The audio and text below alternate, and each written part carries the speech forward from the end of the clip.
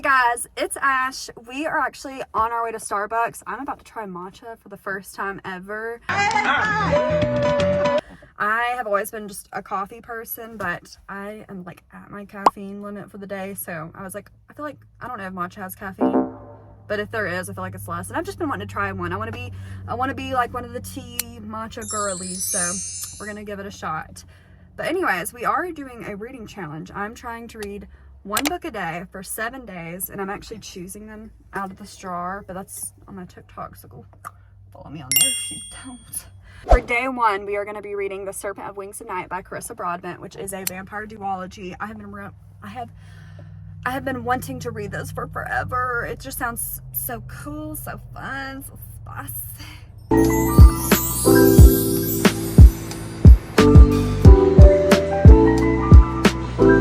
Finished off halfway through chapter 38. I was just like, I gotta go home right now for this. If y'all know, you know.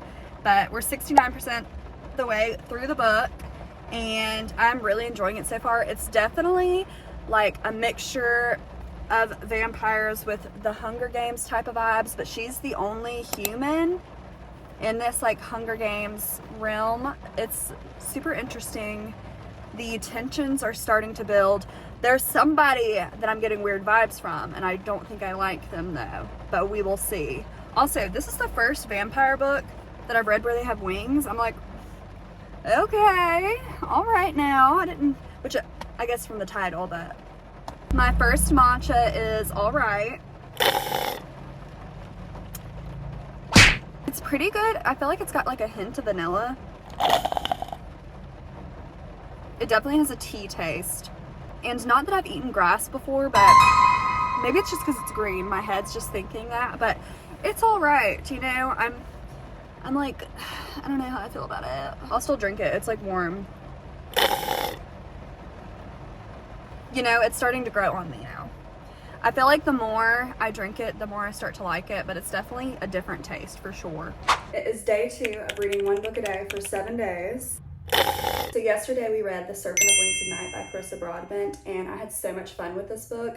It was a 4 stars for me. It kind of reminded me of ACOTAR in some ways, but like Hunger Games with a vampire, little twist on it. And I did enjoy how it ended.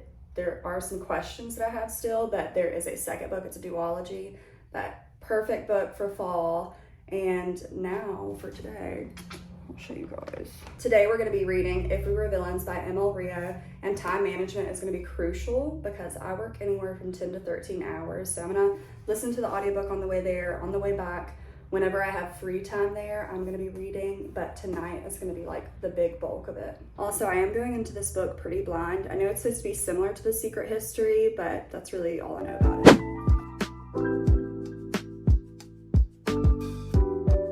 I'm 30% the way into the book, and I'm so tired, guys.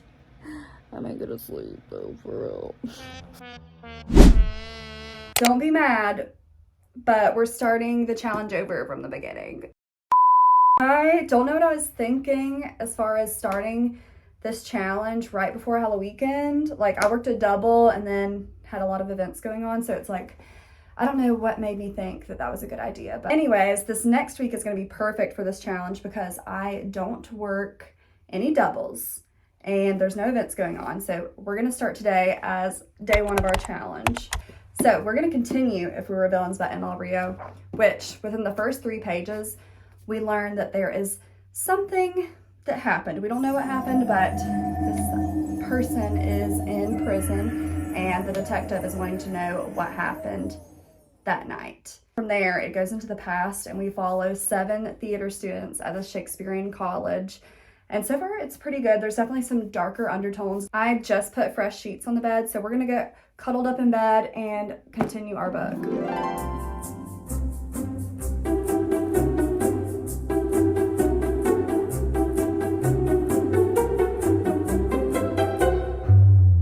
We are a little more than halfway through If We Were Villains, and I'm definitely enjoying it so far. I like that it's about theater. That's just been a fun aspect for sure.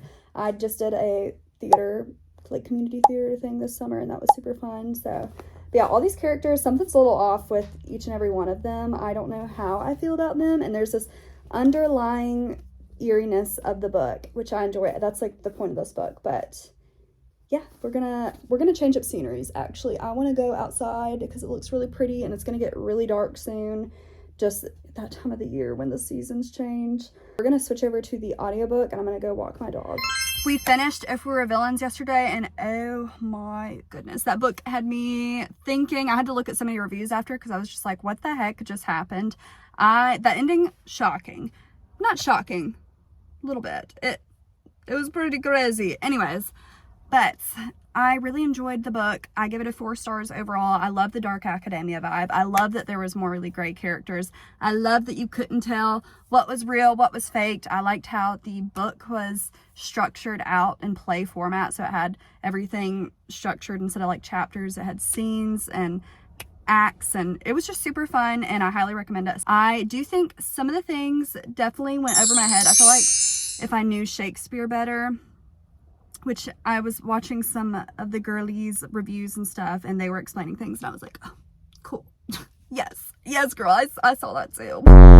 Anyways, today is day 2, and we are going to be reading The Song of Achilles by Madeline Miller, which was a super popular book talk book a few years ago. I feel like when book talk first took off, and I know this book's gonna have me sobbing because I feel like everybody sobs over this book. So we're about 40% into the book, and I've actually switched over to my audiobook now, and I've got like a little setup. We are cleaning my makeup brushes because I had paint from Halloween like all over them. We're also going to do a little bit of fall baking, but I wanted to read you guys this quote. This quote is absolutely gorgeous. Her writing is just really beautiful. This book is definitely like a calm, cozy type of book. It follows Greek mythology, and it follows Patroclus and Achilles and their friendship and how it evolves into lovers as well. But yeah, we're about 40%. I think we're going into chapter 13. Anyways, here's the gorgeous quote. It says, I could recognize him by touch alone, by smell. I would know him blind, by the way his breast came and his feet struck the earth. I would know him in death and at the end of the world.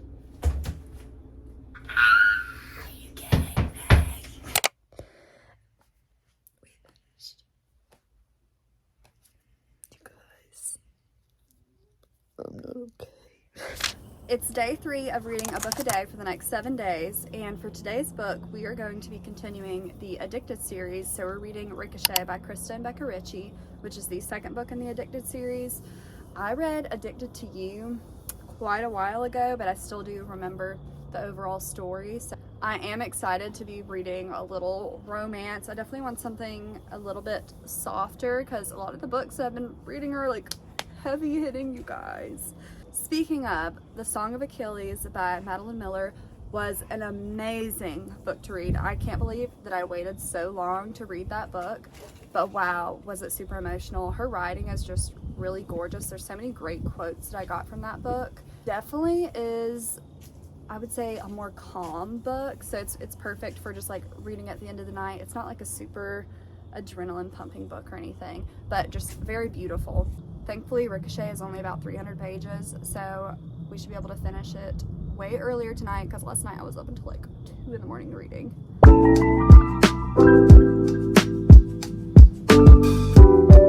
You guys, I'm so sorry. It's actually day 5 of this reading challenge. I've been updating my TikTok, and I had forgotten to update throughout here just because it's been honestly burning me out just a little bit reading one book a day, but it's still fun, and I'm definitely going to finish the challenge. So I finished Ricochet. I think that was for day 3, which, oh my goodness, now all I want to do is read the Addicted series. So it's really hard for me not to just hop into that. I might honestly, we'll see. But finished Ricochet, absolutely adored it. Reich, I really like him, and I wonder if he's going to I think he does get a chance, like the Calloway sisters, all of them get their moment, but I'm excited for that book, but I think that's a while away. Also yesterday, which was day 4, I finished Twice, which, oh my goodness, that's definitely a 5-star book. I absolutely love Mitch Albom. I love how he writes. It's such an easy read. His book, The 5 People You Met in Heaven, was as well. And I feel like you can just take so much from his books. Like, after reading Twice, it definitely made me like feel more grateful. I'm like sweating in this hat, you guys. It's for the look, it's for the video. But it's kind of giving Joe Dirt though, is it not?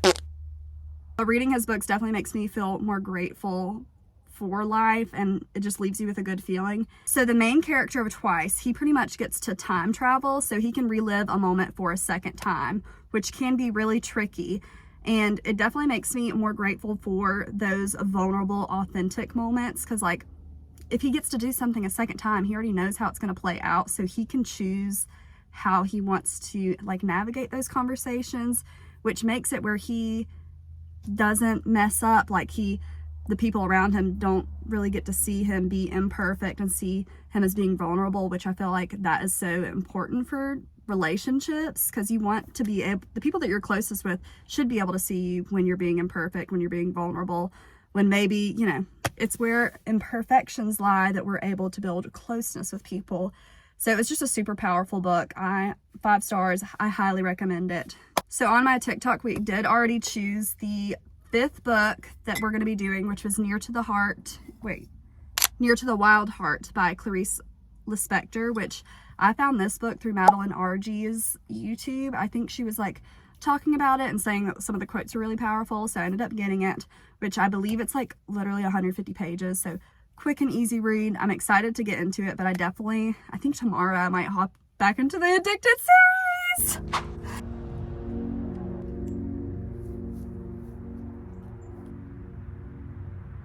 This book is definitely very thought-provoking. I need to read you guys this paragraph. The freedom she sometimes felt, it didn't come from clear reflections, but a state that seemed to be made of perceptions too organic to be formulated as thoughts. Sometimes at the bottom of the feeling wavered an idea that gave her a vague awareness of its kind and color. The state she slipped into when she murmured, eternity. The thought itself took on a quality of eternity. It would magically deepen and broaden without any actual content or form, but also without dimensions. The impression that if she could remain in the feeling for a few more instants, she'd have a revelation, easily like seeing the rest of the world just by leaning from the earth towards space. Eternity wasn't just time, but something like the deeply rooted certainty that she couldn't contain it in her body because of death. The impossibility of going beyond eternity was eternity, and a feeling in absolute, almost abstract purity was also eternal. What really gave her a sense of eternity was the impossibility of knowing how many human beings would succeed her body, which would one day be far from the present with the speed of a shooting star. So this book is definitely, it's like poetry in a way. I feel like you can take any line from this book and it is it's like a poem. It feels like there isn't like a sequence or like an order to it, but I think that's the point. We are gonna go inside now because my back's hurting.